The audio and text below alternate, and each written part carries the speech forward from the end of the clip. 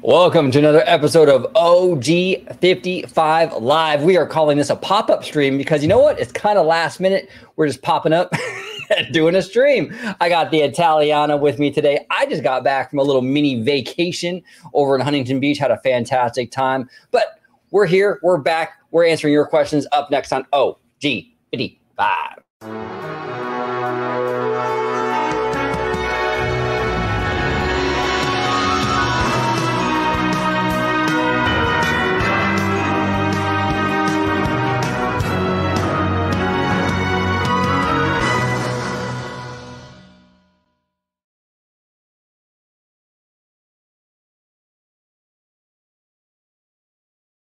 Welcome aboard, everybody, to another episode of OG55 Live. Yes, we are live. We're taking your questions today. Also, real quick, before we dive in, we do now have an OG55 membership program. Members will get early access to some of our big videos, like the one we recently did with Hey Bricky. That was available to members like a full 24 hours before it went public. Our Drew the Disney Dude video about D23, that went public to, well, that was private to members only for like 24 hours as well. We're going to have member exclusive videos, everything like that. So if you're interested, check it out. And we'd love to have you as a member. But if not, we're still going to churn out a lot of content, the same amount of content for everybody in the public, public version domain of OG55 too. So the members just get a little extra sauce, you know what I'm saying? But George, if you could let everybody at home know where they could find you on social media. Absolutely. You can find me on X, formerly known as Twitter, at Disney George. You could also find me on Instagram under the Disney Italiano. And of course, you can find me right here on my home base at Orange Grove 55 with Citrus Corner, with all that sweet, juicy, but sometimes sticky Disney news and info. And yeah, just as OG said, definitely check out our members exclusive content. We don't have a whole lot on there right now, but we're kicking it into high gear, or as Bob Iger and Josh D'Amaro brilliantly says, we are turbocharging the channel as we speak. And so if you want to have a little extra tartar sauce on your bun instead of having a dried out fish sandwich, then hey, you know what? Go for it. There you go. All right, let's dive into our questions. We got Mr. GooGamp32 in the house. If Deadpool and Wolverine is a massive hit for Disney, do you think we'll see R-rated Star Wars movies along with other R-rated Marvel movies? You know what, GooGamp? I hope so. I really do. I'm a firm believer of dabbling in that kind of thing. Even in animation, I would be open for that. I want to see different takes of things like Star Wars, for example. I would love to see what that looks like in R-rated Star Wars. I mean, Andor was probably the closest to like a R-rated Star Wars that we got. But yeah, man, bring it on, dude. I want to see what they can do. I want them to play in that sandbox a whole lot more. I mean, look, it worked out a lot for Marvel, right? We got Deadpool. That's an amazing franchise. Why not bring that to Star Wars? Why not bring that to other elements too, even animation? I don't know. I'm up for it. What say you, George, the Italiano? You think that Disney, if Deadpool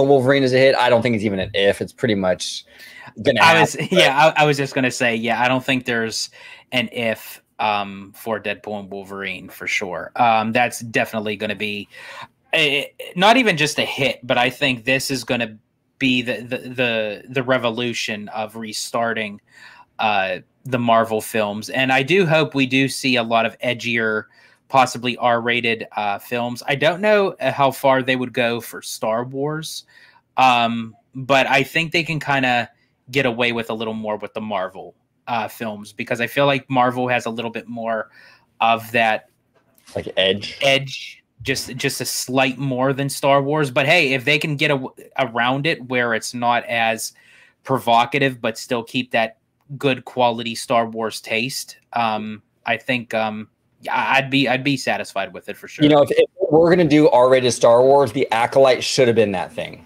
Acolyte, a show about Sith and all that stuff. Or, I don't know. That's the kind of content you want to see an R rating for. You know what I'm saying? What's your joke, George? What's your joke? It's actually not a joke. It's actually we got Drew, the Disney dude, in the studio, but it's actually his question. It's Oh, okay. Let me see here. We got Drew. Drew's a good friend of ours. Yes, he is. Let's go ahead and pull his up real quick. Drew, the Disney dude here. Thoughts on Drew, the Disney dude, appearing on OG 55 for a third time? Drew, of course, my man. We will have you on again. We love having Drew on. We always go like 2.5 hours with Drew. We just nerd out, talk parks. The first video was all about Tiana's, had a great time. Second video was all about D23, speculation. Drew, your family here. We would love to have you on again very, very soon, sir. Absolutely. And we're going to try to beat our record. So Drew, buckle up because we're going to shoot for 7 hours, bro. We're going to do an OG 55 marathon with Drew. Absolutely. All right. We got That's a Wrap 818. Would a separate Star Wars land make sense at Animal Kingdom? Maybe Tatooine with some beasts. Oh, I'm sorry, with Bantas as an attraction. Yeah, actually, That's a Wrap. That's a great concept. I kind of pitched a similar concept actually in a recent live show where you can do that, right? You can take the Star Wars franchise and sort of have, it doesn't even have to be Tatooine. It can be any planet really, but have the focus be more about the creatures of that world. And that could very much tie into the theme of Animal Kingdom.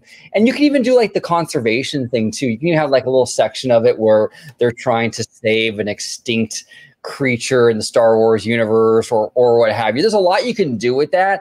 And I think Pandora, being a fictional place, has sort of opened it up for Animal Kingdom to kind of do more things like, adding a beastly kingdom sort of area that's based on the Star Wars universe. But I think it's a great idea. I would love to see that. I would love to see Disney kind of get creative and experiment and kind of play in that sandbox a little more than they do right now.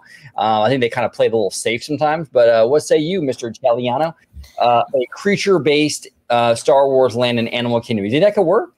Yeah, I think actually it really could, because we talked about this for several shows when it came onto the subject matter with incorporating Star Wars in many different ways. And I think with Animal Kingdom, yeah, you can do have like a lot of like creature-based areas where it can still have that Animal Kingdom tone, but kind of go out of worldly aspects, sort of like how they do with Pandora.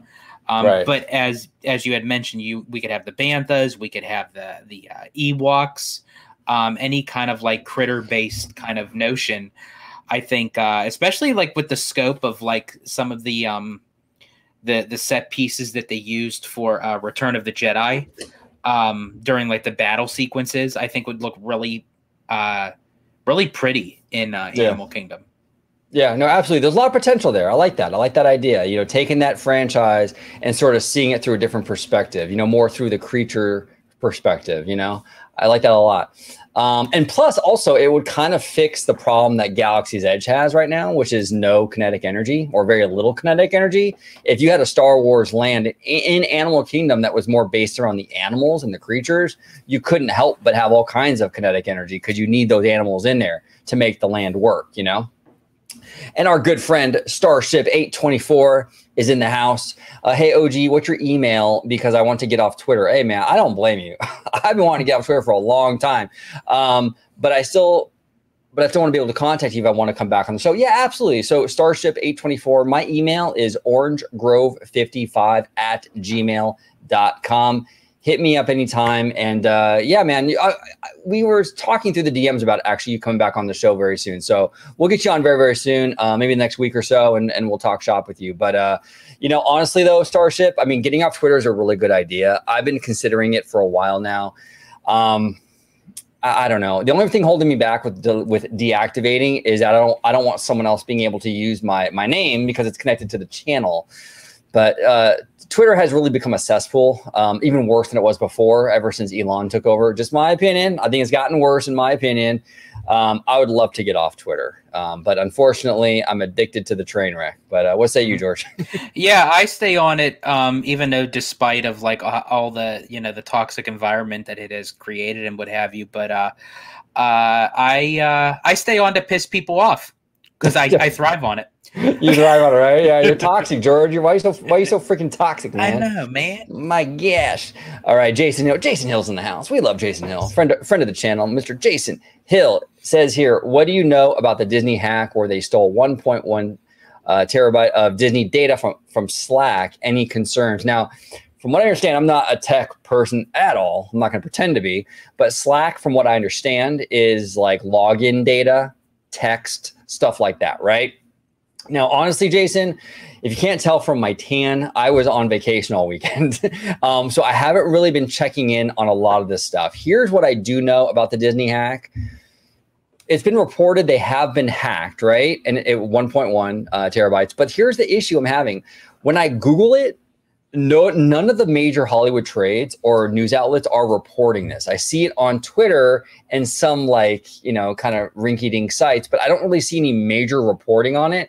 Now, this is a major company, and they stole data. There was a hack, a data breach. Why isn't this being reported more mainstream? I think that's kind of weird. Okay. Now, look, I'm not saying it didn't happen. Okay. For me personally, until I start to see more come out from like Deadline or Variety or even like CNN or whatever, these just some mainstream sites, ABC News even, because I mean it's a parent company of the Walt Disney Company. Yeah, like Google it, Jason. Like it's not literally no major outlet is talking about it. That's why I'm kind of doubtful. Like I'm not really sure like if this is really a thing or not. I just need to hear more, bro. I just need to hear more. But honestly, I am going to look into it. We might do a video on it. But I just got back today, like just like a couple hours ago. So I'm going to look into it and we might do a video on that. I think it's an interesting topic. But any concerns? Yeah, I mean, if it happened, a lot of concerns.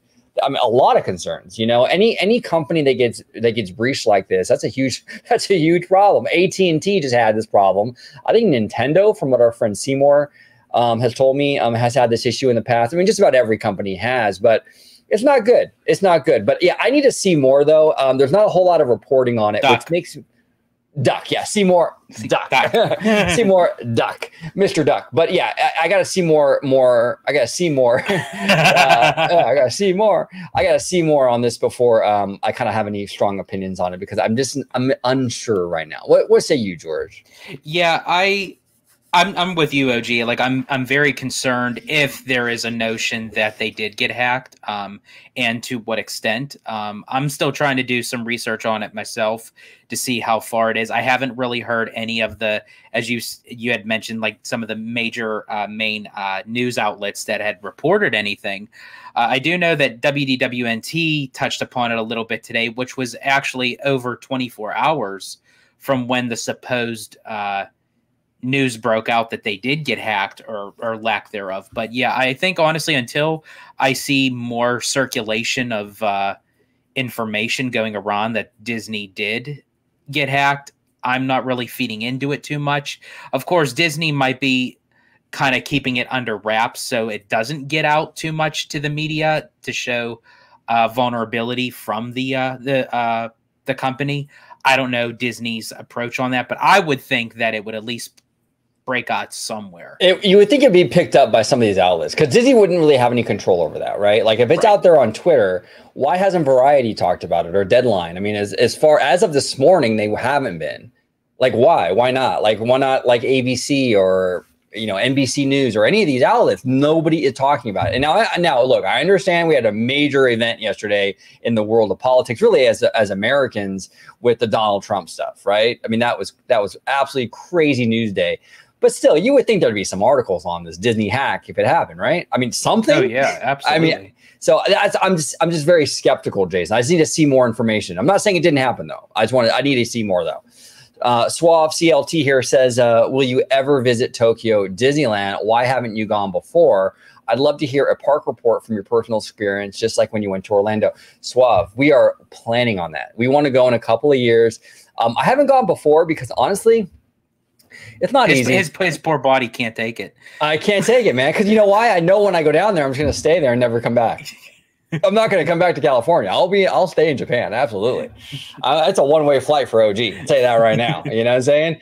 But no, we definitely want to, and we're looking into it in the next couple of years, and we will definitely do like a report, like a video support and everything. Yeah, because especially with Tokyo Disney, now that they're going to get their own cruise ship with OLC, Oh yeah, dude. maybe do a land and sea vacation as far as the Disney part of it. Experience land and sea. Oh, fancy! Look at George. Pinky's out when I drink, Pinky. Ooh, land and sea, huh? Hit up some of Universal Japan and even just the sites, just going around to see Tokyo itself. And as I said, seeing the sites, meeting the people, eating, sleeping, breathing the culture.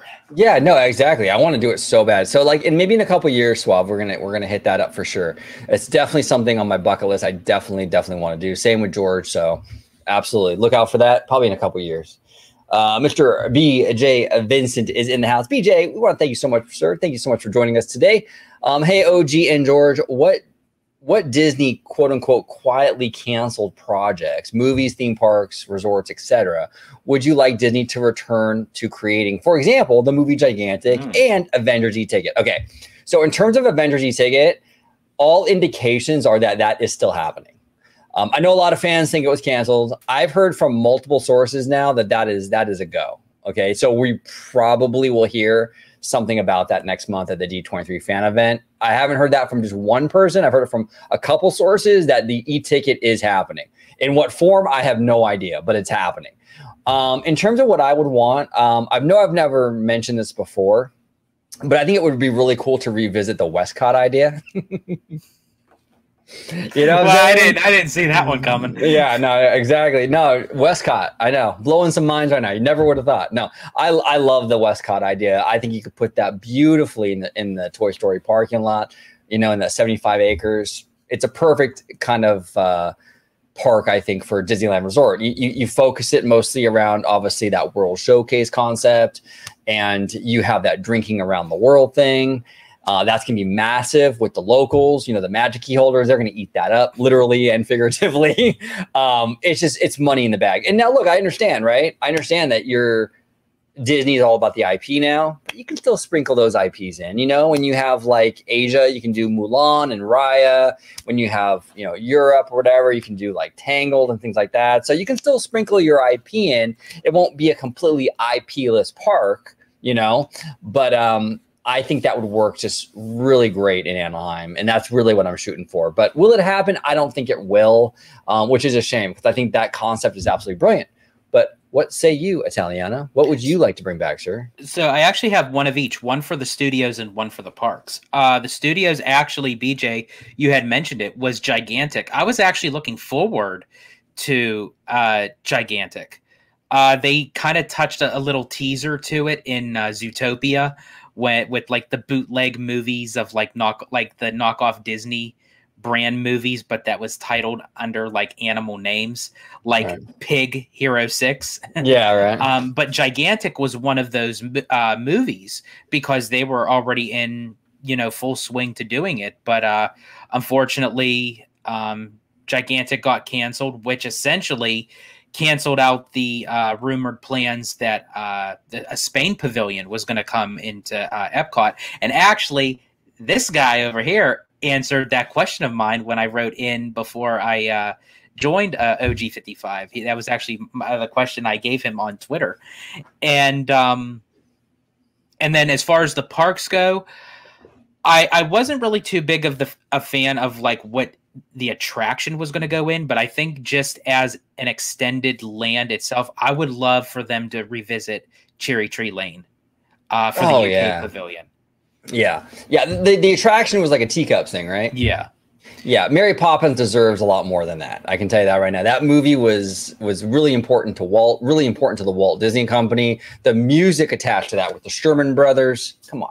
You got to give Mary Poppins its proper, you know, respect. You know what I'm saying? You put respect on that name. You know what I'm saying? So we need a great Mary Poppins dark ride, something really elaborate and fun. I think Tony Baxter actually had some concepts for that back in the day. Maybe dust off some of those and use some of those ideas, you know? Yeah, so definitely, yeah, because I mean that was titled Walt Disney's Crowning Achievement, you know, and as you had mentioned, the story, the characters, the music. I mean, and even Bob Chapek mentioned it at the D23 Expo when he said this is going to be the first ever incorporation of a Mary Poppins attraction coming to a Disney park. And it's like, that's how it was titled. So why aren't we getting that? Like, Right. you know, you got to justify Mary, because after all, she's practically perfect in every way. Exactly. It's a jolly holiday with Mary, you know? That's what I'm hearing, at least. That's what the streets say, right? It's a jolly holiday with Mary. GooGamp32 here says, should Disney try to get more sponsors to fund their attractions to alleviate costs both for them and the guests? Absolutely. Absolutely, GooGamp. This is something that Walt Disney really started when he created Disney. Oh, it's brilliant. Yeah. And even with like the New York World's Fair and things like that. I think, was it Pepsi, I think, who sponsored It's a Small World, if I'm not mistaken. I believe it was Pepsi. I could be wrong on that. But anyway, the sponsorships have been a thing for Disney or their parks since the beginning. I wish they would utilize that. They kind of don't that much anymore, which is kind of weird, because you would think they'd want to do that, because like GooGam says, it does alleviate the cost, right? I'd love to see it. I'd love to see more of it. I don't know why they don't do it, but what say you, George? Plus, I love partnerships, like where everybody wins. Like you give a little, you take a little. You know, I love when I can see like major businesses and corporations kind of like doing like a partnership, or like going into something where, you know, it doesn't have to be like wildly significant, but even if it's just a little bit, you know, I love when I see that, because that means businesses are thriving. You know, that they're all kind of like looking out for one another and what have you, because as I said, everybody benefits in the end. And yeah, as to why Disney wouldn't want to follow through that tradition that started all the way back with Walt Disney himself, and also because they're all about cost saving right now. So it's like, why wouldn't you want to do that and still produce great attractions at the same time? Yeah, and Disney has some great relationships with a lot of great companies, like Apple, for example. You know, like get Apple involved with some attraction. You know, let's say, for example, hypothetical. Now, this is a huge freaking hypothetical, but let's say hypothetical, Disney wants to bring back the People Mover to Disneyland. You know, maybe have Apple sponsor that and kind of work on some new technology for the mode of transportation, how you propel the vehicles and things like that. Work with Apple to do that, and they can sponsor the attractions. Something like that would be really, really cool. I don't know why they don't do it more, but hey, you know what would be a great sponsorship though for the channel, George? What's that? Manscaped. Okay, you're Mr. Balls to the Wall. Okay, number one, balls to the wall. Number one. Number two, you grow hair. Like, dude, you shaved this morning. You already got a full beard, right? This. Yeah, you know what I'm saying? Less than a week. This guy had a full beard when he was like 12 years old. You know what I'm saying? Mm-hmm. So Manscaped would be the perfect sponsor for OG55. You know what I'm saying? That would be an amazing sponsorship. And that would really, I think, just play into the branding for Mr. Italiano, you know? Cassandra Chamberlain here says, thoughts on D23 being sold out. Then randomly this week, tickets became available for 2 days for $800 and up. What do you think, George? So this was always a little bit, and I'm the same as OG. I'm not real big on like conspiracy theories and stuff like that, but it was kind of funny when D23 sold out completely, right, in a short amount of time. When the last D23, it took like 100 some days before it sold out, and it sold out completely in like 3 or 4 days. That to me, I find very skeptical. So I think that they kind of had tickets kind of sitting, waiting in the wings, when they can utilize it to kind of offset the pricing a little more. So it allows for a hyped up demand. So for anyone who didn't get a ticket, it's like, uh-oh, you know what? There's some tickets left. Sure, I'll spend the $800 to $1,000, $800 to $1,000 just for one ticket, because I really want to go. And especially since Disney's been hyping up a lot of like with the Horizons poster and everything, and we're starting to get little tidbits with like the parks and the cruise line. I think now it put them in a vulnerable position, but in a good way, to have people think to say, you know what, maybe this is worth spending $800 to $1,000 for a ticket to see. Yeah, yeah. Well said, well said. And Ian Grimm is a new member to the channel. Ian, thank you so much, brother. We do appreciate you. All your support, we do really appreciate you. Yeah, I mean, members will get early access to a lot of our big videos. Like, for example, we recently dropped that Hey Bricky video, which we had a great time with Bricky, and fantastic conversation. And also our great video we did with Mr. Drew, the Disney dude, who is in the chat right now, about D23. Those big videos were actually available to members like a full day before they were public. So you'll get access to that, Ian. And also we'll have exclusive members only videos, members only live streams, all kinds of stuff. So Ian, thank you so much. We do appreciate you. Really, really, really do. Thank you, brother. Absolutely. And Cassandra here says other panels besides Honda Center that you are excited for. What say you, George? What panels are you excited for? So for me, this is one. I think this is an early panel. I forget which day it's on. I have to double check the schedule. But I'm really looking forward to the Jolly Holiday presentation, the tribute to Richard Sherman. Right. Yeah. That I believe that it probably wasn't even going to be part of the schedule, but after his unfortunate passing, I believe they probably added that into the schedule, but I'm glad that they did, you know, to showcase everything that he has done with his brother throughout the years, and how much that not even just in the Walt Disney Company, but just in pop culture. Like you go and you listen to a song like It's a Small World, or any Disney song, or even outside, they've done a lot of songs, even you know, they wrote a song for I believe it was Ringo Starr, right. And what have you. So I mean, they touched upon a lot of, you know, hard hitting music that, you know, really hits you to your core. And to honor him in that way, in a big way, I would love to be there in person to help celebrate that. No, absolutely, absolutely. That's gonna be a real emotional panel. Yeah. Especially with him recently passing and stuff. That's gonna be really, really emotional. Other panels besides Honda Center, I don't know. Like, honestly, the one that I actually would love, well, I know here we talk mostly about parks, right? But the studio panels are really, really dope. I mean, I went to 2019's D23 and we did the studio panel, and that was bonkers, absolutely bonkers. You know, Kevin Feige gets up there and does his thing. He's always good at these, you know. I like the studio panel. I really, really do. So I like that. I also, what George was saying with Sherman Brothers, what is it called, George? The Jolly Holiday? Jolly Holiday. Yeah, I think a tribute to Richard Sherman. Absolutely, absolutely. And actually, I do have a little Richard. It's a world of laughter. Right there. A world of tears. Yes. It's a world of... We miss Richard. We absolutely do. All right, here we go. We got BJ Vincent. BJ here says, OG and George, are there any other theme parks you would consider going to visit, like Dollywood and or some other non-Disney foreign theme parks, like, what is that? Efteling World of Wonders in the Netherlands. Wow, that's interesting. Okay, what say you, George? Where would you want to go besides Disney? Besides, like, well, I guess you could say Universal. Yeah, BJ, you mentioned it actually in your examples. Actually, Dollywood is one of them.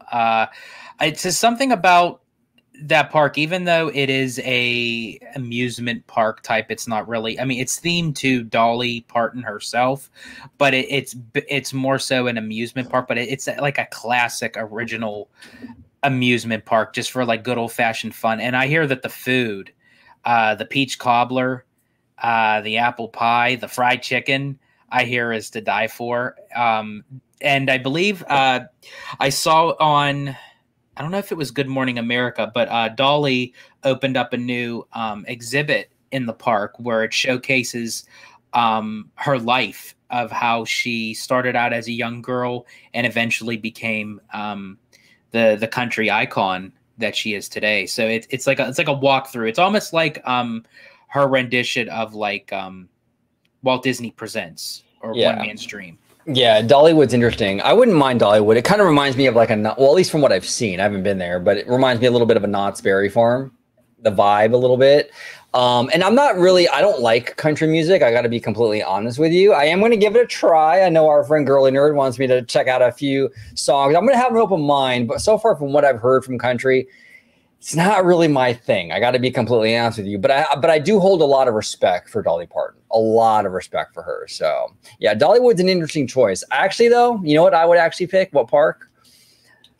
I'm going to do Universal Japan. We'll take our boy Seymour with us and we'll go to Universal Japan. That's kind of what I want to try. I want to see Universal done in Japan because look, Japan does everything better when it comes to Disney. Let's see what they got when it comes to Universal. I don't know. I think it'd be kind of fun. So Seymour, pack your bags. We're going, brother. Mr. Theme Park Conductor is in the house. Conductor is a friend here on OG55. Yes. He does a great show every Thursday, talks theme parks. I'm always in that live chat. We're actually going to be appearing on his show this upcoming Thursday night, talking theme parks with this gentleman. So check him out on YouTube. Subscribe to him so you can check out that live show on Thursday. But he says here, hello, fellas. George, the beard is looking good, brother. Thank you much. You know what I'm saying? Looking sharp. Sharp, sharp, sharp. All right, here we go. Mr. Jason Hill. You're growing here on YouTube. Have you ever considered putting clips of your show on Instagram and TikTok could help with the growth? Yes, we have actually. And our good friend Tones and Candid from the Bad Thoughts podcast, they've been telling us the same thing. I'm working on that. We are definitely going to do that. We have to. We have some great clips, Jason, too, like some really funny moments and all that good stuff. And I think a lot of that stuff would work really well on a platform like Instagram or TikTok. So yeah, absolutely. Absolutely. We're looking to branch out for sure. Steve here says, how strong are you on revitalizing Tomorrowland? Now, Steve, when you say how strong are you, do you mean like the likelihood? The rumors that we're hearing from Five Fires Mondo, right? And Frederick on Twitter, right? Both of those gentlemen are saying that they're hearing that Disneyland's Tomorrowland is getting kind of a modest sort of, I guess, like, what would you call it? Renovation. Okay. Yeah. With like Buzz Lightyear getting rethemed to what we don't know, aesthetic changes, but not a rebuild. I'm not going to bulldoze the land and rebuild it. Essentially, it'll be the same layout with some aesthetic changes and things like that. In terms of that and what we're hearing, I think the likelihood, I don't know, is probably pretty strong. It doesn't seem like a really expensive endeavor to do that. And it would give Tomorrow like some easy low-hanging fruit applause at the expo. Okay, what fan doesn't want? Did you really have to say low-hanging fruit? Right, yeah, exactly. Some low-hanging fruit, you know what I'm saying? But yeah, but I think it's a good chance. The problem with Tomorrowland, Steve, is that how many times have we been stood up at the altar when it comes to a new Tomorrowland? We were going through the same thing 2 years ago, right? New Tomorrowland. I heard all of it, even possibly a new People Mover. It never happened. So I'm iffy on it, but hey, look, it makes sense though. It really does. Because from what we're hearing, or from what Mondo was hearing and Frederick, they were saying basically that they want to address the Tomorrowland issue before they really dive into Disneyland forward. And that makes sense. It really does. Go ahead, George. And honestly, if this does come to fruition of what they're hearing, is going to happen for Tomorrowland, our expectations for this, even if Disney hypes it up to its fullest credibility of what they expect to do of the land, that's always Disney's MO. They're never just going to come out and be mediocre and say, okay, guys, now we're going to do some changes, but it's not going to be to what you think. Disney will never do that. They'll hype it up to the fullest extent of what they can. But we have to keep in our minds as fans that what this possibly could be. Yeah, don't expect a complete demolition of Tomorrowland. No. Rebuild it up from scratch. Brand new attractions. Even the People Mover. We may get it. We may not. We may even get it down the road. It may not be right now, or we may not get it back at all. Who knows? But we have to, whatever Disney decides to do with Tomorrowland, we have to take it with a grain of salt, because they're just going to want to, and I hate to use it in this manner, they're just going to have to kind of put something together to kind of get it out of the way so they can focus on Disneyland Forward, which we want them to. because if they don't touch Tomorrowland at all, it's not going to get touched probably for the next 20 or 30 years. Well, that's the truth. Yeah, because with Disneyland Forward, that's going to take up all their time and resources. Because you got to remember too, Disneyland Forward is really attractive for Disney, because with Disneyland Forward, they have the space to kind of do these big IPs. They can do the Frozen thing. They can do the Avatar thing. They can do these big IPs, and that's a lot of money for Disney, right? Tomorrowland doesn't really have that IP potential. It just doesn't. You know what I'm saying? I know people are going to say, well, you can put Wall-E in there. You can put, I get that. And that was a cute movie. Okay. I love Wall-E, you know, but it's not Frozen. It's not Avatar, you know, and Disneyland Forward brings those kind of IPs. So you're right, George. They're going to want to kind of, I don't want to say put a Band-Aid on it, but kind of, you know, they're going to kind of put a Band-Aid on it, get it good enough, and then move on to building a Frozen thing. Over there, you know, in the Disneyland Forward area or Avatar. So yeah, that's kind of where we're at. But I don't know. I think there's a good chance though we'll get some kind of Tomorrowland news at this expo. I'm feeling sort of bullish on it. I'm just kind of hesitant. I got PTSD from all the other expos that we thought it was going to be announced at. So we'll see. James LP. James, it's always good to see you, brother. Thank you so much for joining us today. With Bluey making an appearance at D23. This is going to be like, I swear, this is going to be like Elvis rising from the dead. This is going to be nuts. Bluey shows up. It's going to be like the roof is going to come off. Okay.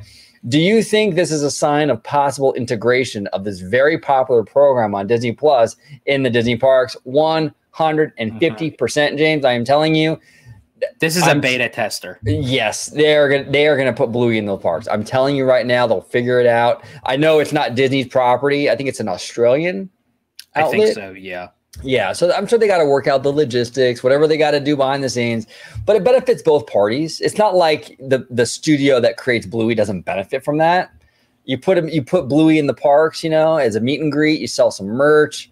You know, that studio is making money too. So I think it benefits all parties. I think it's going to happen. What say you, George? And Disney's going to Disney already has an idea of like how much traction this meet and greet's going to have. Because if you go on the D23 website or the app and you see the schedule, how many times Bluey makes an appearance per day? I mean, there's like almost like 5 or 6 different times that you can meet Bluey. Yeah, no, it's wild. Yeah, Bluey's going to get a huge reception at this D23. Disney's going to see that. They're going to put it in the parks. I don't think an attraction. We'll probably never see a Bluey like a full blown dark ride or anything like that because it's not Disney. And a lot of TV shows are kind of here today, gone tomorrow, like Roly Poly Oly and things like that. Like they were big for their time, but really is it something that like if they had a permanent Roly Poly show, would that still be big today? Probably not, right? Bluey could be a similar situation. In 10 years, are we still going to be talking about Bluey? Probably not. But meet and greets and temporary things like that, I think is a brilliant match made in heaven for Disney and the studio that creates that show. I think it's a brilliant idea. Mr. Seymour Duck is in the house. Do you think it's wild that Inside Out 2 is projected to be the highest grossing animated film of all time? I think it's absolutely crazy. Look, that's nuts. It's crazy. Yeah, it's nuts. I was bullish on this thing. I think a lot of the new characters, like Anxiety, Little Envy and stuff, adorable. I knew that was going to be a hit with families. I was not expecting this, Seymour. This is absolutely crazy. You know, this is a huge franchise now for them. So yeah, I am very, very surprised. And, but you know what? I'm glad. I really am. Disney had a really rough like last year or so at the box office. So it's good to see them bounce back because it's not just Inside Out 2. It's not just Inside Out 2. We got Deadpool and Wolverine, which is likely to pull another $1 billion for the studio. Moana 2, which is probably going to be another $1 billion banger, right? Disney is back, dude, at least when it comes to the box office, you know? So I don't know. Hey, you know, I think it's a great thing all around. But what say you, George? What do you think? Is it kind of weird to you or surprising to you that this movie is doing as big as it is? It's very surprising in a good way. Like I knew the movie was going to be successful, right? But I didn't think that it would have hit so many major milestones. that it's going to surpass Super Mario Brothers, that it's on the trail of Frozen 2. It already surpassed Frozen, and it's Right? like I never would have thought that Inside Out 2 would have done it. Not saying it wasn't. It was a phenomenal movie. I just never thought that it would have passed so much that it did. It's crazy, man. It's crazy. And all this doom and gloom for the past year or so, right? I hear all this stuff about like, wow, man, Disney's brand really took a hit. Families aren't going to the theater for Disney movies anymore. And it took one movie, Inside Out 2, and they're back in full swing. And that's why I never believed that. I never believed it was an overall brand issue. It was just Disney wasn't producing or releasing the right kind of movie, you know? And so like it's funny because I kept hearing that like, well, families don't trust the Disney brand, and that's why they're not going to these movies. Okay, so now magically they trust them again? No, it had nothing to do with trust. It had everything to do with the fact that the movies they were dropping, like Wish and what have you, just weren't resonating with audiences. So now Inside Out 2 comes along, and it does resonate, and people do want to see it, and it's made $1 bajillion. And there we go. We're back. As easy as that. So anyway, I just want to kind of rant a little bit. Sorry, George. And down below, we got Starship 824. Where did you go? OG. So this weekend, I actually went to Huntington Beach with my mom. Just some mom and son thing. Spent a little time together this weekend. We stayed at the gorgeous Hyatt down there. It's beautiful, man. We hit the beach. We got massages. I got some sun, as you can see. I'm pretty tan right now, but really, really good time. Beautiful hotel.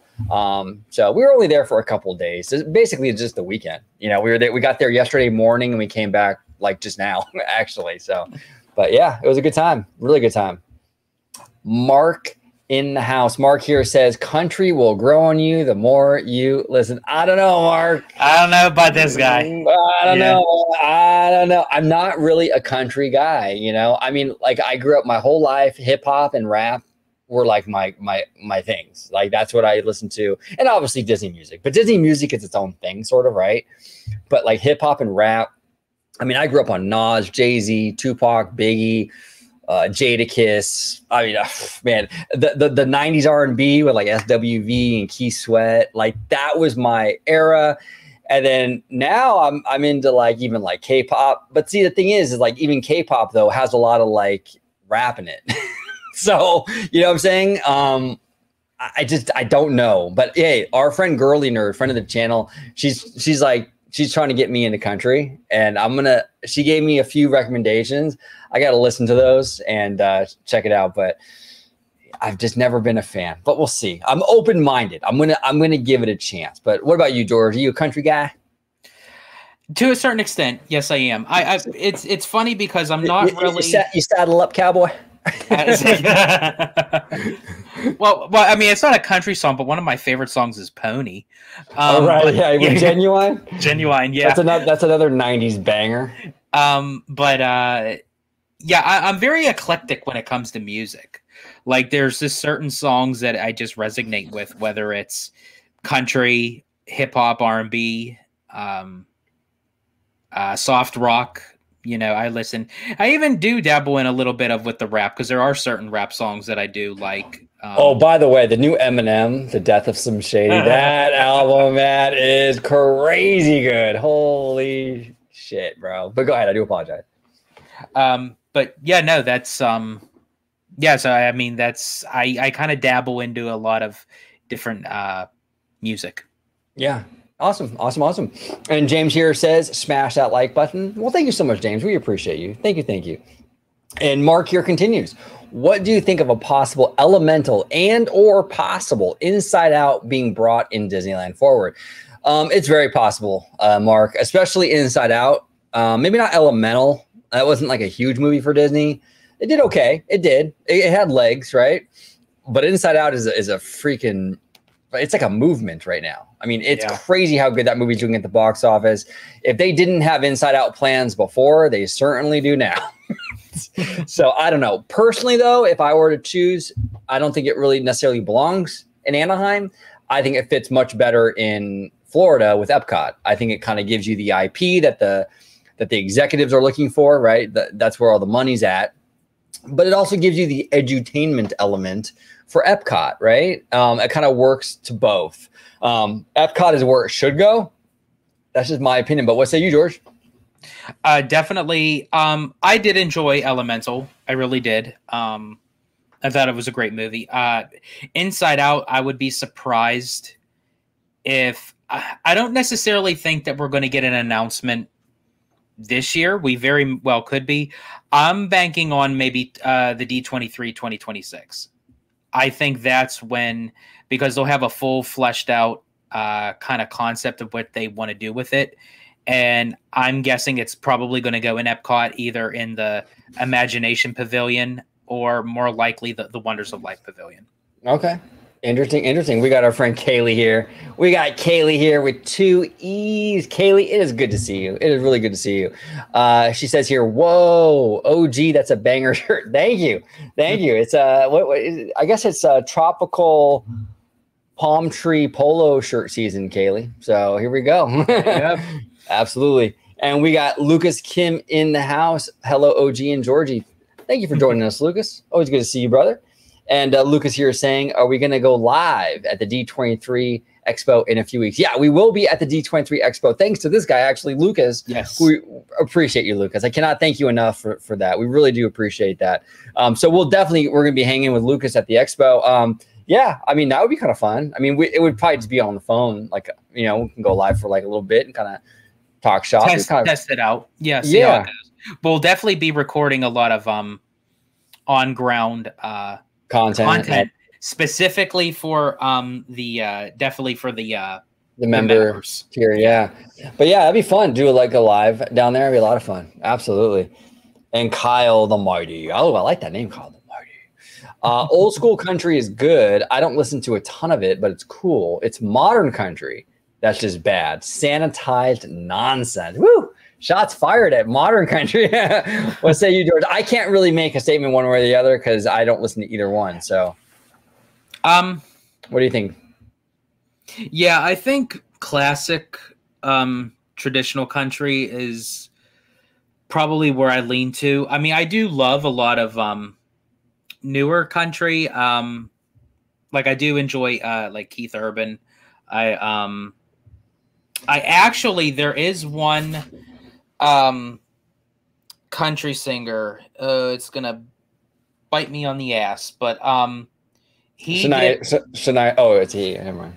What was it? Oh, I was gonna say Shania Twain. Well, I mean, if she wants to give me a little nibble on the ass, I mean, she could. But it was oh gosh, they did. Do you know the song "Fast Car"? Tracy Chapman. Me, no. Oh, you don't know? Okay. Well, sorry. Which is actually a brilliant song. I mean, it was a song that was done in the 70s, 80s, I believe. But she just came back and did a kind of like a revitalized of her song, Fast Car. And it was Luke Combs. Because he's a country singer, so she did a duet thing with him where he kind of redid a little touch of his version as well. So I like Luke Combs, like Keith Urban, Luke Bryant, But then there's like the older like Tim McGraw that I said while we were riding Goofy Sky School. Yes, you did. That was your favorite. He was saying we were talking about favorite music. And he said Tim, and then McGraw, right when we were hitting the hill. And he said McGraw all the way down. McGraw! That was hilarious, dude. I was cracking up for like 20 minutes. That was funny. Cybul here says, what do you think of the Country Bear Musical Jamboree? This is interesting. Yeah, I did watch it. I think it's a cute update for the classic attraction. Look, a lot of fans are upset over this, and I understand it. I get it. It's either that or they just get rid of it altogether, right? So I think this is a fair compromise to kind of insert the IP. We get to keep our bears, and we get a new show. For me, it was cool. I don't see all the big. I see a lot of hubbub on Twitter and stuff about how terrible it is, and that's the thing. We kind of live in the age of exaggeration. I think that's the best way to put it. Where like everything is so exaggerated. Like it's like I see all this stuff on Twitter about how bad and terrible shit is, and then I actually check it out myself. I'm like, okay, like I'm not that upset. This isn't that bad. You know what I'm saying? It's just like a lot of that nonsense. But for me personally, I thought it was cute. Is it perfect? No. But again, nothing is, right? So it's a cute update. It bought the attraction at least another decade or more. Cool. You know what I'm saying? We got some bears. Hey, at least you guys got some bears. We got no country bears out here in California. So I guess LA is not country enough. I don't know. I guess well, that's why I don't like country music. Maybe that's why it's not really big enough over there. But yeah. you do have the Big Al statue over at Grizzly. That's River. True. We do. But as far as I did watch it. I was gonna try to hold off until I saw it in person. But I'm good with that kind of stuff. Like I could watch and like teasers and spoilers and all that, and it doesn't really bother me. But I enjoyed it. I thought it was cute. I think just being able to keep the bears, because I thought they were going to go into hibernation permanently. So I'm glad that they didn't. So to kind of revitalize them by singing Disney tunes, which by the way, I loved the rendition that they did for A Whole New World, because everybody knows that's my favorite Disney song. So I love how they incorporated that in the show. Yeah, absolutely. Thank you, Saibo. We appreciate you. I love your avatar, by the way. It kind of reminds me of what was that movie from in the 90s? Cats Don't Dance or something like that. Yes, Cats Don't Dance. Yes, reminds me of that. I don't know. It's pretty cool. I like it.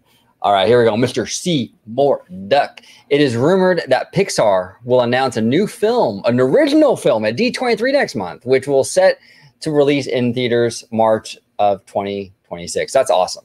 That's awesome. It's important that Pixar and Disney focus on original movies as well, because it's the originals that you kind of build those franchises, right? At one point in time, Frozen, one of Disney's biggest franchises, was an original movie. You know what I'm saying? At one point in time, even Zootopia was an original movie, right? These big franchises that we're seeing, even Inside Out was an original at one time, right? Now it's a massive franchise.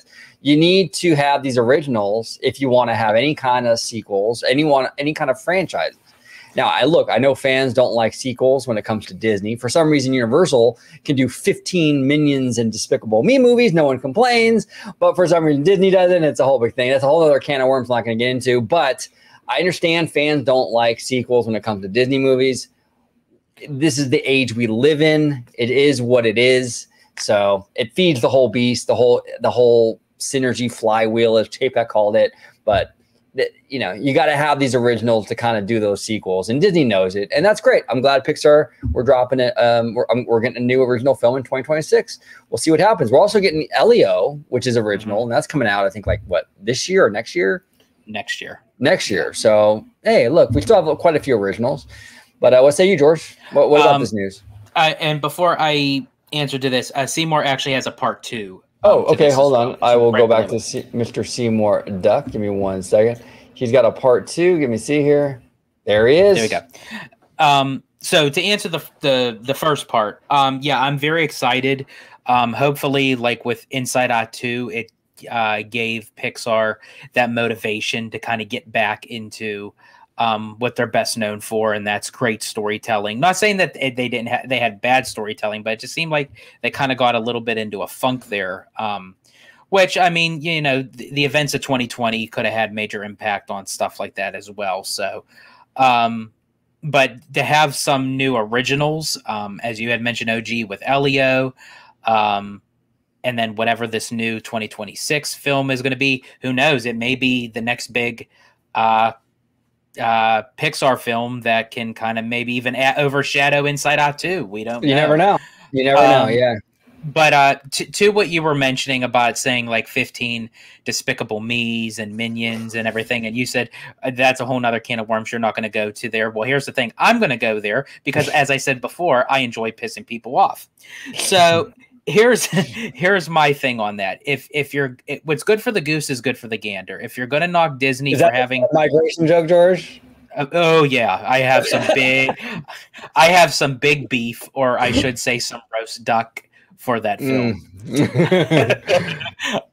That if you're gonna knock Disney and Pixar for having multiple sequels and what have you, just keep in mind we're going to get a Shrek 5. We just got a Despicable Me 4. They're thinking about a Despicable Me 5.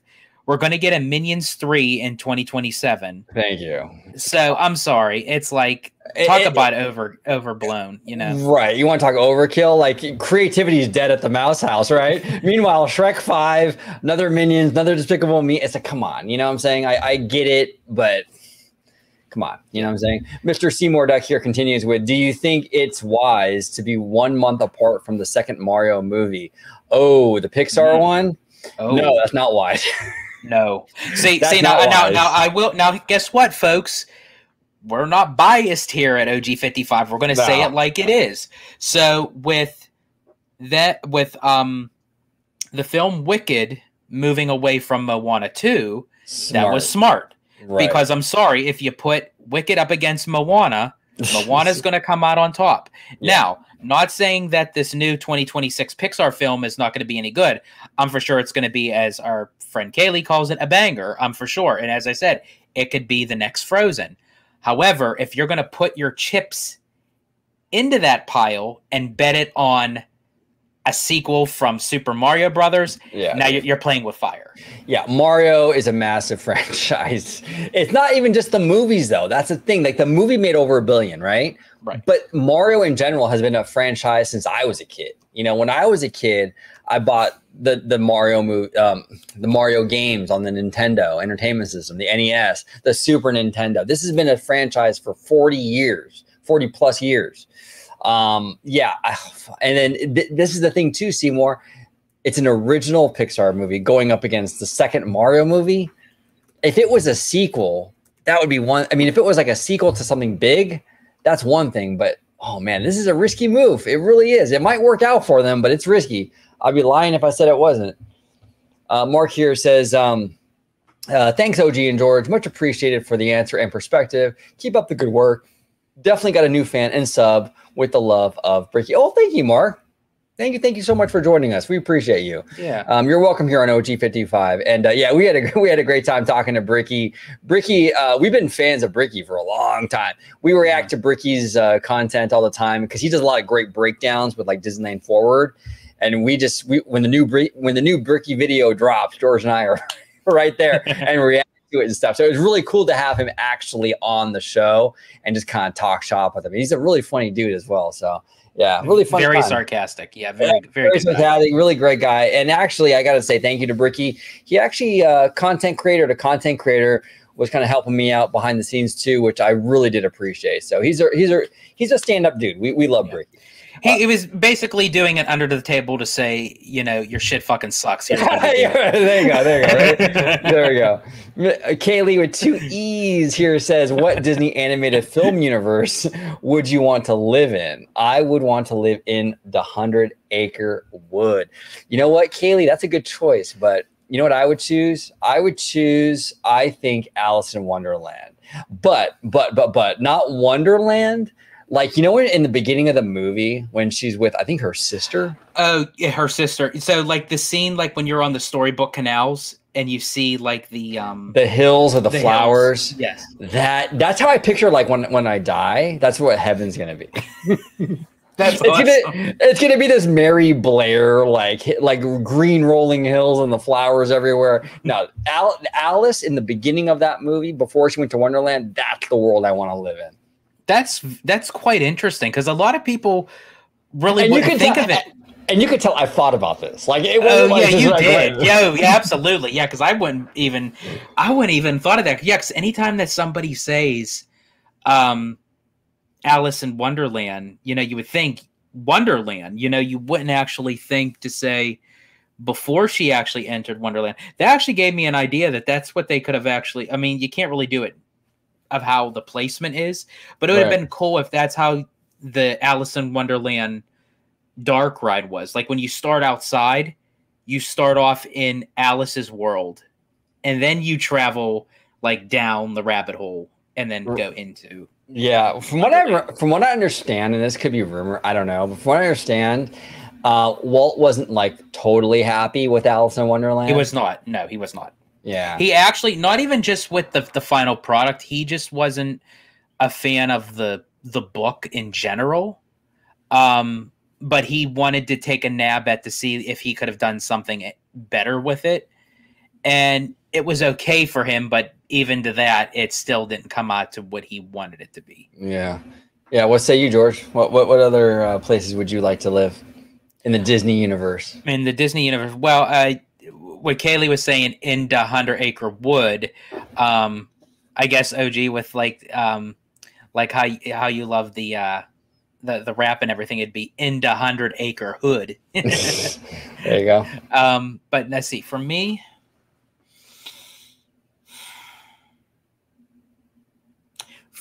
actually, I would love to. It's going to sound kind of oddly. Oh, okay. Just mention it. I would actually love to be in the world of Zootopia. That's interesting. Okay, but now here's the thing: if you're in the world of Zootopia, you have to be an animal. What animal would you be, George? This is right up Kaylee's alley, by the way. I know we know Kaylee. I know she's probably going to be writing another question now. Let's see. You know what? I'm the Italiano. So you know what? I'm the Italian stallion. There you go, George. There you go. So just remember, folks, and honestly, I'm going to have this. This is actually one of my favorite sayings. Once you go Italian, it's like riding a stallion while wearing a gold medallion. Exactly, right? Exactly. There you go, George. There you go. Epic Diz. Now, Epic Diz is a friend of the channel. We love Epic. Thank you so much for joining us, sir. And Epic also has a great YouTube channel. Make sure you check him out on YouTube, Epic Diz. The Zootopia song hits in all the wrong ways. Okay, he's talking about the Country Bears. Hits in all the wrong ways. That said, the rest was good. Who went to see this anyways? They should just pull the plug. I mean, well, yeah. How busy was the Country Bears, George, at any given time? I mean, before this redo or whatever. Oh yeah, no, it was. I mean, it was decent, but I mean, it was like never like packed. The only time I actually saw it packed was the last day the original was playing before they shut it down. Wow. Yeah. I mean, go ahead. No. Go ahead. Finish your thought. Well, I was gonna move on to the next one, but if you have another. No, really quick. Lucas and Disney at the bottom. I guess he was thinking of an animal. For me, I was thinking of a possum. So I guess that would be me, just like laying there, like playing dead. There you go, George. That's possum. I think opossum. Wait, correct me if I'm wrong. Opossum, because there's possum and there's opossum. Opossum, are those the rats that hang upside down? I don't know, man. I hate those things. I hate those things. Oh my god, they're just fucking disgusting. Even to look at them, they're fucking disgusting, dude. With those pink ass tails. Ugh. God, they're the worst. They're the worst. Oh, yeah, man. I saw one recently, actually. Not too like a few months ago. Those pink ass tails. Yeah, in my backyard with those glowing ass eyes. They're like just giant rats. That's what they are. They're giant rats, dude. Oh, okay. Now, damn, Lucas and Disney. I didn't even think of that. They were represented in Zootopia as the Godfather and Mr. Big. There we go. That's it. Go. Yes. That's the connection. Yeah. Oh, absolutely, dude. Oh, dude, that's smart. I like that. I like that. I didn't even think to put the two and two together. Yeah. That's brilliant. That is brilliant.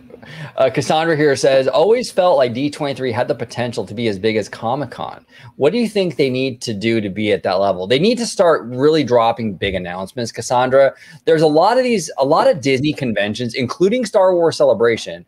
They kind of drop the ball here. They don't really go all out with these big announcements and get the fans really energized. Now, I will say Kevin Feige does. Kevin Feige's kind of the exception to the rule, but by and large, they don't. We saw what happened with Josh D'Amaro. The last expo, he made a lot of fans mad with the park stuff.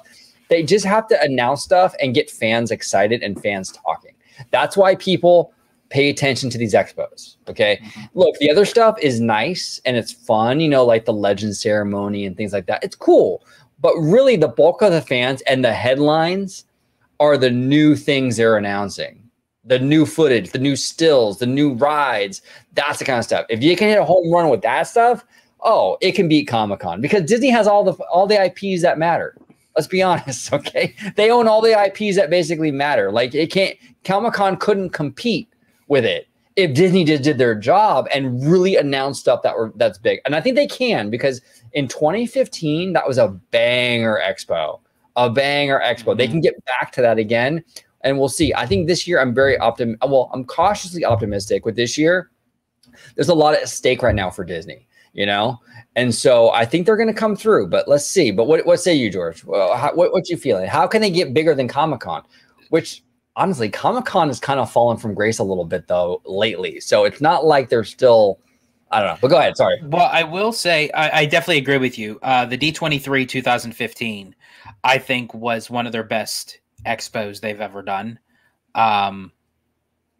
However, moving forward, I think it was like one of the best things they've ever done since, like, as far as announcement goes. To move forward, to kind of hit up to the next level, the first thing that they need to do is cater to the fans that actually want to go to these things. They have to create a better ticketing system with the virtual queue and pushing. Yes. They have to get a hold on that big time, because this year it was a mess, and I'm for sure 2026 they have to get a grip on that, especially because the demand is much higher. We've never seen D23 like this. So in a way, Cassandra, they're already kind of moving up to that next level, because we've never seen, since the D23 Expo, the very first one back in 2009, they've never sold out completely. I mean, obviously they had tickets left over that they purposely, I think, held aside for. But just overall, the scope of the whole, even the Anaheim Convention Center part sold out in like 3 or 4 days. That was unheard of. Yeah, no, absolutely. Absolutely. Yeah, the expo, they got to get that. You have people literally wanting to hand you their money. Like, why make it harder? Why make it harder? We got a new member in the house, Jesse Adventures. Thank you so much, Jesse, for becoming a member to OG55. Like we said, with the member tier, you're going to get a lot of these big videos, like we did the Hey Bricky video. Members got that a full day before everybody else. We're going to have exclusive members only live chats. We're going to have exclusive members only videos. So, Jesse, thank you so much for all your support. We really do appreciate you. Thank you, brother. Yes, absolutely. Where was I? Oh, we got Kev, Mr. Tech Bear in the house. Our good friend Kev. What's going on, Kev? Good to see you. Looking fly, my dudes. Well, thank you, sir. Appreciate that. Disney will have a huge presence at Comic-Con this year with panels for Star Wars, Marvel, ABC, and more. Any thoughts on what might drop? I'm hoping for some big Star Wars stuff. I'm a big Star Wars guy. I do like Star Wars. I will admit, though, lately my enthusiasm for the franchise has waned. I will be honest. But hopefully we see some stuff with the new Mando and Grogu movie. That's supposed to be the first movie back since like Rise of Skywalker. Hope we see some of that. Maybe we'll get some new Star Wars shows announced. But yeah, I'm kind of looking forward to that. Hopefully we get some of that kind of stuff. But what say you, Mr. Italiano? What would you what do you think we might see at the Comic-Con? Any Star Wars stuff, Marvel, even ABC? Kev, definitely glad to have you in. Me personally, the main thing that I want to see drop is tomorrow's balls of like announcing like some hard head big announcements for the parks. Like that's like I want to see that like come full blast. As far as just that typical, I would really love to see Star Wars and Marvel kind of getting back on track. Yeah. On like a lot of things. And I think Marvel is going that direction. After Deadpool and Wolverine, you know, it's kind of setting the tone for X-Men. We got the Fantastic Four coming. Star Wars, I'm kind of like waiting in the wings at this moment. You're right. And that's the thing too. Like a lot, and Epic here says it. Like, man, I've been so over Star Wars and Marvel. I hate saying that, but I'm fatigued. Yeah. And you know why you're fatigued, Epic? Because the quality has gone down. I don't believe in Star Wars fatigue or Marvel fatigue. I think as long as you're producing really good quality content, you'll never get sick of it. But the reason why we're fatigued and we're tired and exhausted from it is because the quality has dipped. They got to get back on track. You know what I'm saying? So, but here's the thing: a lot of the stuff that we're seeing now, like the Acolyte and things like that, It's a product of 2 and 3 years ago. These things are in production for years. So Bob Iger has recently come out saying that we're going to do less content, but better quality. So in 2 or 3 years, we're going to start to see the quality hopefully go up again and hopefully get into it. Like, look, here's the thing. House of the Dragon is a fantastic show. Why can't Lucasfilm make a show on par with that in terms of quality? There's no reason why they can't, and they should be doing that. You know what I'm saying? So I understand your frustration, Epic, and like I said, I've kind of fell off the Star Wars train a little bit myself, and I'm sick of it for the same reason you're probably sick of it, is because the quality has gone down, unfortunately. You know. So, all right, let's see what we got here. We got some more comments coming in. Let me see here. We got Candid Camper in the house. You know we're gonna answer that one, Candid. You sexy mofo. We love you, brother. Love you, baby. Love you, baby. Here we go. Mass destruction. I get it if you don't want to get into the weeds or drama, but man, I'd love to be a fly on the wall of your thoughts. Mass destruction. I don't know if there's enough therapy in the world if you wanted to get into my thoughts. Yeah, and I don't know what thoughts he is, or she, I don't know, is asking. It looked like there was more to the sentence, but I guess it got deleted. I don't know. I don't know. But yeah, well, thank you, Mass Destruction. We do appreciate you, though. Let me see here. Give me 1 second. We got Mr. Candy Camper here. Chicken nuggets or chicken tenders? This is interesting, dude. See, for me, it just depends, because you could have a good chicken nugget, or you could have one fucked up chicken nugget. You can have a bad chicken tender too. Yeah. I've had chicken tenders that were hard and too chewy and just not good. I've had chicken. Yeah, right. There you go. Exactly. And I've had chicken nuggets the same way. I don't know, man. Overall, though, if we're gonna do overall, I'm going chicken tenders, man. I'm going chicken tenders. Yeah. Man, I love it with the honey Dijon mustard. Oh God, man. Oh, yeah. Man. Yeah, exactly. Let me see. We got Brandon Bushnell.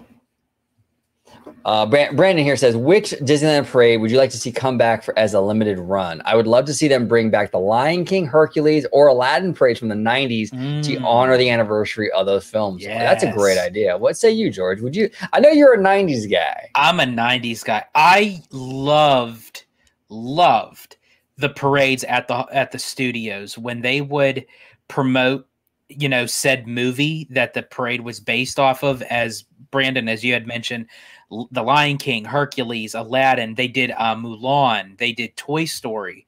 I love those intimate, personal parades that was just based off of one IP that was to celebrate and to promote the movie, because it would hype up the movie. You would really think if Disney were to kind of go back to that mentality. Now, they didn't have to do it with Inside Out 2, but because it was already coming off of an already successful film of the original back in 2015. But if they were to take an original story like they're going to do with Elio, or they're going to do with the 2026 Pixar film, or even some of the newer original Disney animated films, if they were to just make a parade and put it in the park around the time that the movie is being released, that could garner a lot of attention based off for people to encourage them to go see this movie. What do you think? Oh, I think it's a great idea. And that was a brilliant marketing move by Michael Eisner, or his era. I would love to see them do something like that. The Lion King parade was absolutely phenomenal. That was one of Disneyland's best parades of all time. So I would love to see that come back. I honestly, and I know this is like the low-hanging fruit, but I would love to see Paint the Night come back. I would love to see Paint the Night come back. That would be phenomenal. So yeah. A great question, Brandon. Mass destruction here. He's saying here, it was about your thoughts on the state of the Disney creator community, i.e. super reactionary conservative channels. I mentioned a name, so I'm assuming the mods got me deleted. I don't think it was deleted. I don't know. I don't know. But yeah, look, we make a lot of content here, and we talk a lot about the community as a whole, right?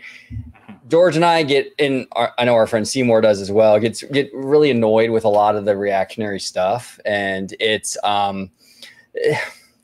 just feels, in my opinion, just respectfully, it feels very inauthentic. It feels like it's if you have a mission to sort of paint Disney as a bad guy and you're just looking for ways to paint Disney as a bad guy instead of people just getting up there and honestly saying, I like this, I don't like that, you know? So is it frustrating? It's absolutely frustrating. You know what I'm saying? But hey, you know what? We're going to stay, we're just going to keep doing what we're doing. And, you know, they can do whatever they want to do. They have a right. Hey, look, at the end of the day, these channels, these reactionary channels that you call them, mass destruction, have a right to do the content they want to do. But you know what? We have the right not to have to watch it. You know what I'm saying? Mm-hmm. I don't have to go watch it. You know, I don't have to go watch it. And Epic Diz said it's definitely for the clicks. It is for the clicks. It is for the clicks. You know, and a lot of it doesn't even make sense because these channels will tell you that Disney is falling apart, that they're not even relevant really anymore, but yet their whole channel is based around Disney. It's like, well, okay, so you're basing your channel around Disney, which isn't relevant anymore. Well, how do you get any views if Disney isn't relevant anymore? Clearly it's relevant enough to make videos on Disney every single day. So yeah, it does drive me crazy, mass destruction. I can probably rant on this for a few days, but yeah, it is what it is. What can we do, right? Everyone has a right to make the content they want to make, and I respect that, but it's just not for me. Let me see here. We got who did I miss, George? Who am I missing here, brother? Matterhorn Mania. Oh, okay. Matterhorn. I'm sorry. I'm getting lost.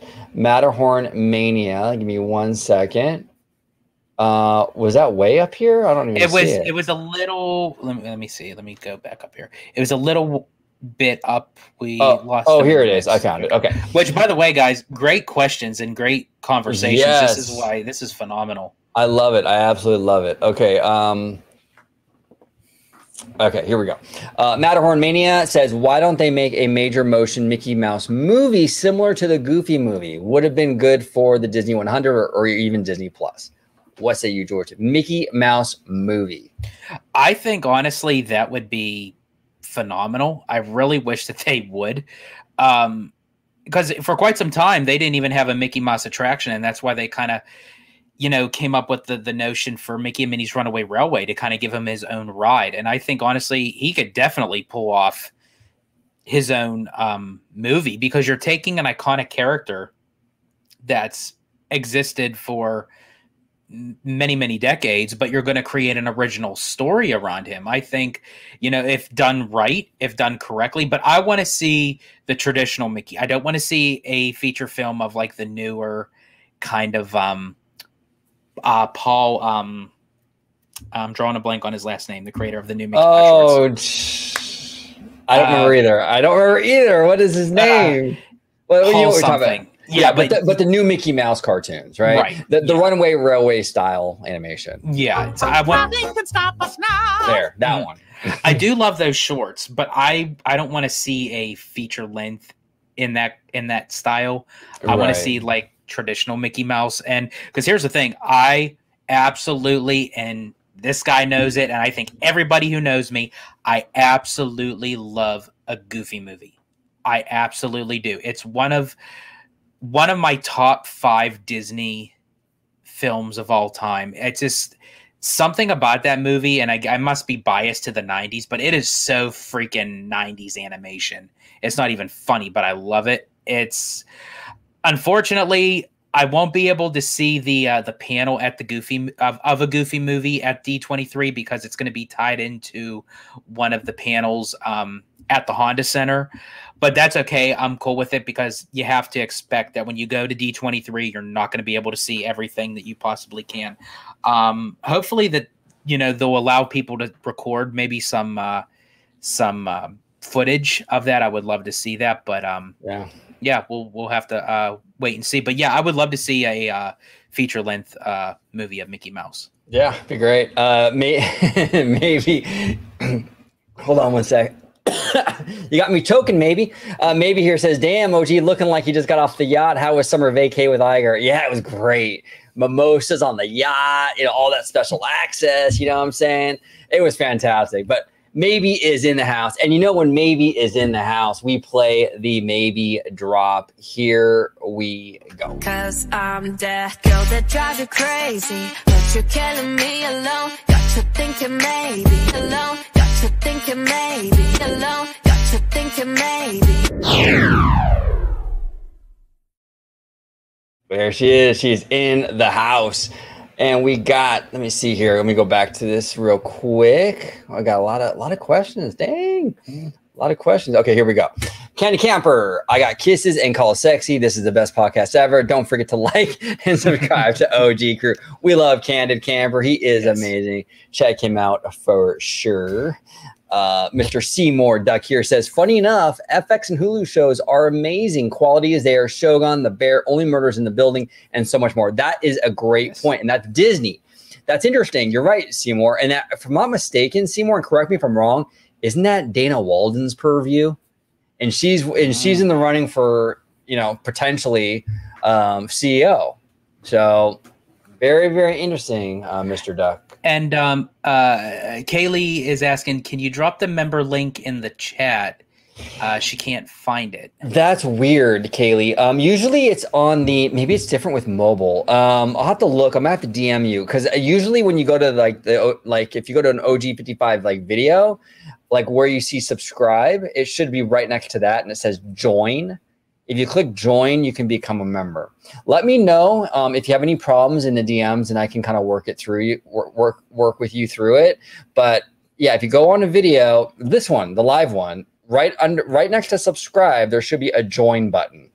And if it's not, Kaylee, it's possible if you're on your phone for some reason. I don't know why it's not coming up on a mobile, but if you have like a laptop or desktop, it should say join next to where it says like subscriber on one of the videos. Yes, absolutely. Absolutely. So I want to thank oh wait, hold on one sec. We got one more question. False alarm. We got Rick Nick in the house. What's going on, Rick? We do appreciate you, sir. Do y'all still collect physical media? I do, actually. I do. I got some actually. Where are they? Oh, right down here. Well, you can't really see them, but I got DVDs right here, bro. I collect physical media. I also collect books. Some old school physical media. You know what I'm saying? That's great. Old school. But yeah, no, I like physical media. But I got to be honest with you, though. I am pretty particular in terms of like what I get. I'm not like just buying everything on Blu-ray or DVD or whatever. Like I have to really, really love it. But what about you, George? Physical media? Are you a collector? I still have DVDs. I keep the DVDs that I know that have more of a value than I can get out than just streaming. But I don't have as many of a collection as I used to. But I still collect some. Yeah. Okay. And I do have books. Yeah. I don't know, dude. I'm kind of scared to see your DVD collection, George. There's probably some dirty stuff in there, huh, brother? Oh, I don't know, dude. Matterhorn Mania here says, what do you think they should do with the Carousel Progress Theater at Disneyland? You know what? Doesn't mean unpopular opinion, Matterhorn. I think they should bulldoze it. I really do. I think they've repurposed that thing so many times at this point. It takes up a huge space in the land. I'd bulldoze it and build something in there, an e-ticket or something big. I'm one of these people where, like, for Tomorrowland, I think that we really need to like reimagine that whole land, like bulldoze everything except for Space Mountain, kind of start over. That's kind of where I'm at with it. From what we're hearing, that's not what they want to do, though. They want to kind of redress the 1960s Tomorrowland yet again from the current rumors, which is unfortunate. But hey, we we can't be picky, I guess. We gotta take what we get. But yeah, ideally, in an ideal world, I think they should bulldoze that theater and build something else there. What say you, George? What should they do with it? Yeah, as much as it's an iconic building that it held such a beloved attraction, it's so far down the beaten path that I think honestly, it's such an old building. There's nothing really you can do with it at the moment. I think honestly, just what Joe Rohde did in the Imagineering story, that he just lifted the building up, to think to move it, but I just say I just scrap it. To be honest with you, alleviate some room and maybe put something else in there. I mean, hey, on the Imagineering story on Disney Plus, we saw Joe Rohde literally taking it off of the model. Remember that? So I don't know. There was probably a plan at some time to remove it, but I don't think it's going to happen anytime soon, unfortunately. Mr. Seymour Duck here says series showrunner Al Jean of The Simpsons commented on a sequel for The Simpsons movie. He pretty much said that if Inside Out 2 does well, a new Simpsons movie will come out. What do you think of the idea of a sequel to The Simpsons movie? I mean, The Simpsons are still really popular. From what I understand, they still perform really well on Disney Plus. Personally, I'm more of a Family Guy, you know what I'm saying? But wait, so are you guilty? Oh, I'm so guilty. Oh man, you caught me off guard, bro. Hold on. I'm guilty. Guilty.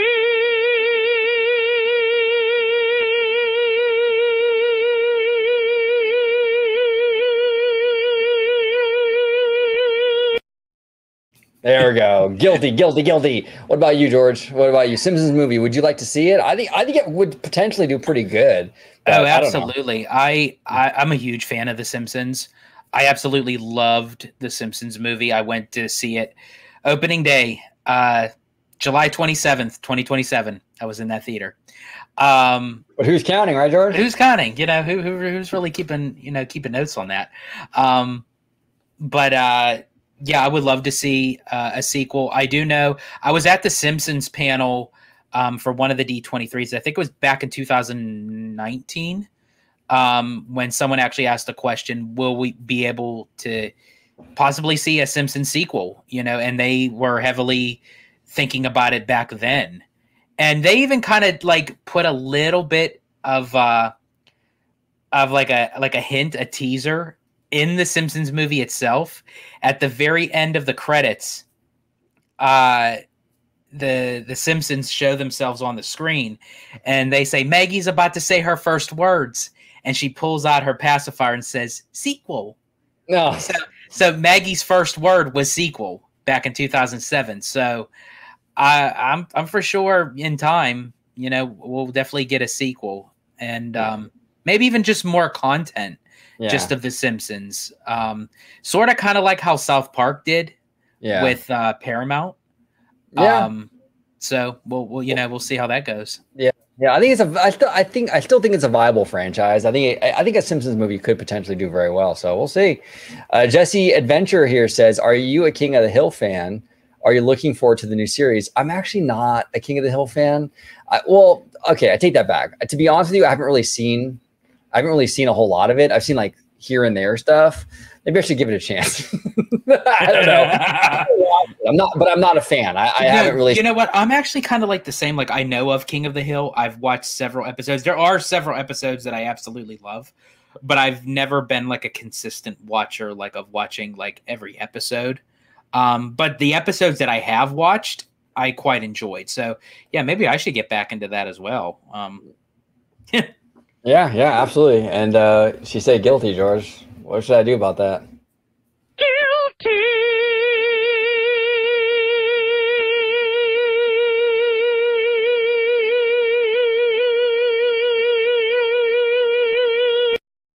There we go. Had to drop another guilty drop. Here we go. Jesse Adventure here says, "It's a good show. I watch it every night." Interesting. Okay, I'll give it a shot. I'll check it out for sure. And yeah, co-signed by Mr. Seymour Duck. Good show. Okay, check it out for sure. Absolutely. Everybody, I want to thank you all for joining us today on this OG 55 Live. It was kind of a last-minute show, actually. I just got back from vacation. I was on that yacht with Bob Iger with all my special access. And actually, I was in Huntington Beach with family. Had a great time. But we just got back like a couple hours ago. And so we thought, hey, you know what? George, you want to jump on and do a live show? We're like, yeah, why not? You know, so it was cool to kind of hop on and talk to everybody. We haven't done a live in like a week now or something like that. It feels kind of weird, but yeah, a lot more live shows coming up this week. We always have fun talking to everybody. So, but George, if you can let everybody at home know where they can find you on social media and what have you. Absolutely. And again, we appreciate the love and support for the great show, but actually you guys are what made the great show, because without you guys, you know, interacting with us, talking with us, asking questions, we appreciate you. So thank you so much. And yeah, it really was a great show. I mean, it was phenomenal questions, great conversations, always a good time on OG 55. But if you like the 55, but if you like to find me on social media, you could do so on X, formerly known as Twitter, at Disney George. You could also find me on Instagram under the Disney Italiano. And of course, you can find me right here on my home base at Orange Grove 55 with Citrus Corner, with all that sweet, juicy, but sometimes sticky Disney news and info. There he is. Kenny Camper here. No invite. Oh, man. We got to get him on the Bob Iger yacht list, bro. Mm-hmm. We got to get him on that list, man. We'll get you on the list, Candid. We'll get you on that yacht, baby. No problem. No problem. Yeah, I just want to thank everybody for joining us today. Rick, Maybe, Candid Camper, Mr. Seymour Duck, Jesse Adventure, Cassandra, Kaylee, I'll be DMing you about the membership thing. We'll help you on that. No problem. Lucas, Easy Diz, Mass Destruction, Kyle the Mighty, Brandon, BJ, Vincent, just everybody. Thank you so much for joining us today. I'm OG. This is Mr. Sticky.